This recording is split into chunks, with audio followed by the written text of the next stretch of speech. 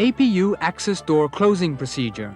To close the right-hand door, apply a lifting force to the door with one hand and, at the same time, tap the orange-colored release handle marked push in a downward-outward direction to release the over-center geometric lock on the door hold-open mechanism. Lift the door to the closed position using the assist handle on the air inlet duct. Secure the forward and rear latches on the right-hand door.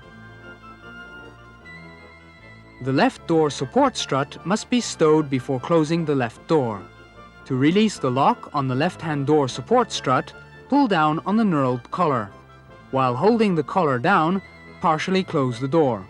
Hold the door with the left hand and with the right hand release the door support strut pip pin from the aircraft. Stow the support strut on the door. Close the left door. Secure the forward latch. Ensure that the latch release lever is flush with the latch. Secure the rear latch. Secure the 3 latches holding the left and right doors together. To secure these latches, release the latch hook by pressing the latch release lever. Engage the latch hook in the locking bracket. Close the latch lever. Ensure that the latch release lever is flush with the latch.